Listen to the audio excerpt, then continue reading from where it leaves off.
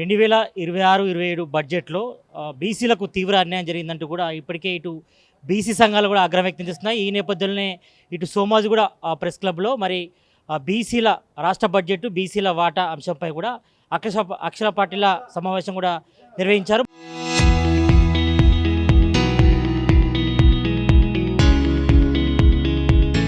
మరి ఇదే విషయంపై మనతో మాట్లాడేందుకు బీఆర్ఎస్ ఎమ్మెల్సీ ఎల్ రమణ గారు ఉన్నారు. వాళ్ళతో మాట్లాడదాం. అన్న, మీరు మొన్న చూసే ఉంటారు, ఇటు బడ్జెట్ ప్రవేశపెట్టినప్పుడు కూడా బీసీలకు 12,551 కోట్లు మాత్రమే కేటాయించారు. మీరు మొదటి నుంచి కూడా 20,000 కోట్లు కేటాయించడం కూడా ఒక డిమాండ్ వచ్చింది. బీసీలకు బడ్జెట్ కేటాయింపుల అన్యాయంపై కూడా ఏం చెప్తారు మీరు? తెలంగాణ రాష్ట్ర సాధనలో తొలి మళ్ళీ తుది ఉద్యమాలలో పెద్ద ఎత్తున బలిదానిస్తున్నట్టు బీసీ బిడ్డలు. తెలంగాణ రాష్ట్రం ఏర్పడితే తెలంగాణలో బీసీలకు అన్ని విధాలుగా అన్ని రంగాలలో అవకాశాలు వస్తాయని చెప్పని అటు విద్యలో కానీ, వైద్యంలో కానీ, ఉద్యోగాలలో కానీ, నిధుల కేటాయింపులో కానీ అధికారంలో ఉంటుందని చెప్పని భావిస్తే అవి అన్నీ కూడా ఇలా లేనటువంటి పరిస్థితులలో బీసీలంతా ఆవేదన వ్యక్తం చేస్తున్నారు. 2023 అసెంబ్లీ సాధారణ ఎన్నికల సమయంలో కాంగ్రెస్ పార్టీ ఆనాడు రాహుల్ గాంధీ గారు కాశ్మీర్కి వెళ్ళి కన్యాకుమారి వచ్చినటువంటి పాదయాత్రలో చెప్పినటువంటిది ఎవరి జనాభా ఎంత ఉందో వారికి అంత వాటా అనేది. మరి దానికి అనుగుణంగా కామారెడ్డిలో పెద్ద ఎత్తున బీసీ డిక్లరేషన్ పేరు మీద 5 సంవత్సరాల పరిపాలనా కాలం మాకు ఇవ్వండి, 1,00,000 కోట్లు నిధులు ఇస్తామని చెప్పని, 42% రిజర్వేషన్లు స్థానిక సంస్థలు ఇస్తామని, సప్లైని అమలు చేస్తామని చెప్పని అనేకమైనటువంటి మాటలు చెప్పినారు. చెప్పిన మాటలకు అనుగుణంగా అధికారం వచ్చినటువంటి వాళ్ళు మాత్రం పట్టించుకోవడం లేదు. కనుకనే పెద్ద ఎత్తున ఇలా బీసీలంతా కూడా ఉద్యమిస్తున్నారు.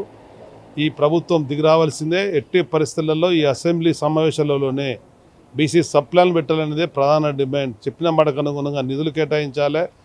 వాళ్ళకు ఉద్యోగాలలో అన్ని రంగాలలో ఎదిగే విధంగా ప్రధాన కుల వృత్తులలో ఉండేటువంటి వాళ్ళు, చేతి వృత్తులు ఉండేటువంటి వాళ్ళు ఇలా నిదాన గురవుతారు. ఈ ప్రభుత్వమే గత సంవత్సరం ఇచ్చినటువంటి బడ్జెట్ను ఒకసారి చేనేత వస్త్ర పరిశ్రమ చూస్తే 110 కోట్లు తగ్గించినటువంటి పరిస్థితి. అంటే నిధులు పెంచాల్సింది పోయినటువంటి ప్రభుత్వం తగ్గించి పరిపాలన చేసేటువంటి చేయడం అనేది ఇది బీసీల పట్ల వేసినటువంటి గృహ నిదర్శనం అని చెప్పని వెంటనే కళ్ళు తెరిచి ఇప్పటికైనా కానీ సరిదిద్దుకోని చెప్పని ప్రభుత్వం డిమాండ్ చేస్తున్నారు. మీరు 6 గ్యారెంట్లకు సంబంధించి కూడా చట్టబద్ధత కల్పించాలంటూ కూడా ప్రైవేట్ బిల్లు కూడా మీ బీఆర్ఎస్ వర్కింగ్ ప్రెసిడెంట్ కేటీఆర్ కూడా సిద్ధపడుతున్నారు. మరి కేసీఆర్ని అసెంబ్లీ తీసుకురండి ఫస్ట్, తర్వాత ప్రైవేట్ బిల్లు పెట్టాలంటూ కూడా ఇటు కాంగ్రెస్ నేతలు అంటున్నారు.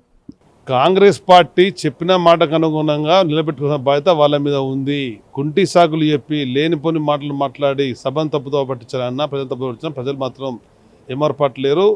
ప్రజలు అప్రమత్తంగా ఉన్నారు. మీరు ఇచ్చిన మాటలకు అనుగుణంగా మీ యొక్క చేతలలో కనబడాలనేదే ప్రధాన డిమాండ్. Thank you. ఇటు రాష్ట్ర బడ్జెట్లో కూడా మరి బీసీలకు తీవ్ర అన్యాయం చేసింది కాంగ్రెస్ గవర్నమెంట్ కాబట్టి మరి ఈ బడ్జెట్ సెషన్లోనే మరి బడ్జెట్ కేటాయింపులు కూడా ఎక్కువ పెంచాలి, మరి బీసీ సప్లైని మరి మాట నెరవేర్చాలి. మరి గతంలోనే ఇటు కామారెడ్డి డిక్లరేషన్లో భాగంగా మరి ఏఐసీసీ అగ్రనేత రాహుల్ గాంధీ కూడా హామీ ఇచ్చారు. మరి బీసీ సప్లైని తీసుకొస్తున్నారు. మరి ఇప్పటివరకు ఆ బీసీ సప్లైని ఊసేలేదు కాబట్టి మరి బీసీ సప్లైని కల్పించాలి. మరి బీసీలకు కూడా దాదాపు 20,000 కోట్ల బడ్జెట్ కూడా రాష్ట్ర బడ్జెట్లో ప్రవేశపెట్టాలని కూడా బీఆర్ఎస్ ఎమ్మెల్సీ ఎల్ రమణ చెప్తున్నారు. కెమెరామ్యాన్ విజయ్తో Satish, RTV, Somajiguda press club నుంచి.